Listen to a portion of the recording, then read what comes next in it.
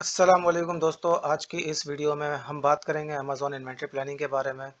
आप अगर Amazon seller हैं तो आपको पता होगा इन्वेंटरी मैनेजमेंट बहुत इंपॉर्टेंट है। अगर आप ज़्यादा स्टॉक ऑर्डर कर लें पैसा ब्लॉक हो जाता है, और अगर कम स्टॉक कर लें तो सेल्स में लॉस आती है। इस वीडियो में आपको एक सिंपल और इफ़ेक्टिव तरीका बताऊंगा जिसे आप अपनी इन्वेंटरी को प्लान कर सकें और अमेज़ॉन सेलर सेंट्रल से सही कैलकुलेशन निकाल सकें।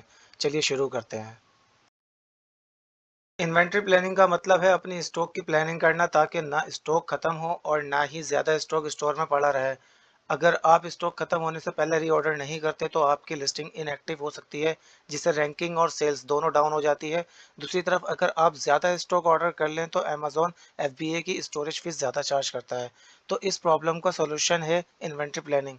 अब मैं आपको एक प्रैक्टिकल एग्जांपल दिखाता हूँ, जो मैंने एक गूगल शीट बनाई है। इन्वेंट्री प्लानिंग एंड मैनेजमेंट की जो ये शीट है, ये आपको कमेंट में भी अवेलेबल होंगे, आप इसे डाउनलोड कर सकते हैं वहाँ जाकर। ये जो लिखा हुआ है एफ बी ए की क्वांटिटी है सारी। तो ये एफ बी ए की क्वांटिटी ये है जो हमारे पास अमेज़ॉन के अंदर अवेलेबल होते हैं प्रोडक्ट्स। तो ये उसकी अमेज़ॉन की क्वांटिटी होती है। और ये रिज़र्व की क्वांटिटी है जो हमारे पास इनबाउंड से रिज़र्व में जाते हैं, उसके बाद अवेलेबल में आते हैं। तो ये रिज़र्व की क्वांटिटी है। ये आपको बता रहा है सेल्स वेलोसिटी। ये मैं आपको बताऊंगा कि ये सेल्स वेलोसिटी कैसे बता रहा है। बाकी ये अमेज़ॉन में जब हम कोई शिपमेंट वगैरह बनाते हैं तो वो इनबाउंड में आता है। तो ये वो वाली क्वांटिटी है। ये हमारे पास 3PL या फिर AWD की इन्वेंट्री होगी, जो हमारे पास AWD में पड़ा हुआ हो या फिर 3PL में पड़ा हुआ हो।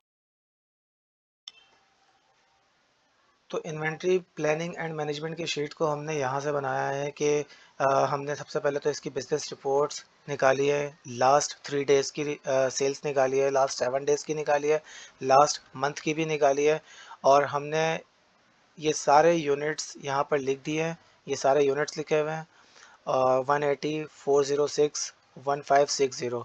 और हमने इसकी वेलोसिटी को इस तरीके से निकाला है, पर डे की वेलोसिटी के पर डे कितने यूनिट सेल्स हो रहे हैं।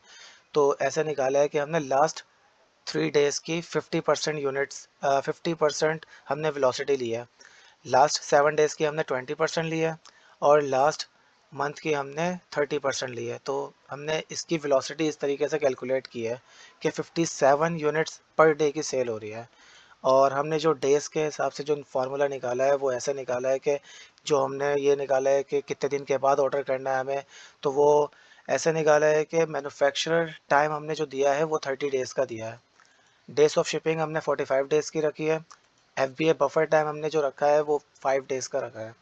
बाकी शिपिंग टू FBA डेज़, ये अमेज़ॉन लाइव करने के कितने टाइम लेता है वो हमने 10 दिन का रखा है। तो हमने ये यहाँ पर इस हिसाब से कैलकुलेशन करके हमने ये शीट बनाई है। और यहाँ पर days until next order 20 days का आ रहा है कि 20 दिन के बाद हमें इसकी ऑर्डर कर देनी होंगी। ये आपके पास आ रहा है कि 26 दिन के बाद आपको इसकी ऑर्डर करनी है। सही है, सेकंड वाले एसकेयू की। और थर्ड वाले एसकेयू की 19 दिन के बाद। फोर्थ वाले ऑर्डर में अभी आपको ऑर्डर करने की ज़रूरत नहीं है, तो आपको 82 डेज़ बहुत होते हैं।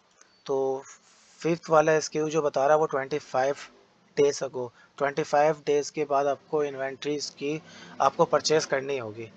यहाँ पर आप देख लें, यहाँ पर आपका 19 मार्च आ रहा है, यहाँ पर आपका 25 मार्च आ रहा है, 18 मार्च आ रहा है। ये आपके ऑर्डर डेट आ रहे हैं। तो आप इस हिसाब से ऑर्डर कर सकते हैं। अगर आपने ऑर्डर टाइम पर नहीं किया तो आपकी इन्वेंट्री लो होगी और आपकी सेल्स में इफ़ेक्ट करेगा बहुत ज़्यादा। तो आपको ज़्यादा ऑर्डर भी नहीं करना है और आपने ना कम ऑर्डर करना है। तो ये है आपकी। तो दोस्तों ये थी आज की वीडियो जिसमें आपको अमेज़ॉन इन्वेंट्री प्लानिंग का तरीका बताया। अगर आप इस गूगल शीट मेथड को फॉलो करेंगे तो अपनी सेल्स और वेलोसिटी को मैनेज कर सकेंगे। अगर आपको कोई क्वेश्चन है तो कमेंट में लिखें, मैं आपको जवाब दूंगा। मिलते हैं नेक्स्ट वीडियो में। अल्लाह हाफिज़।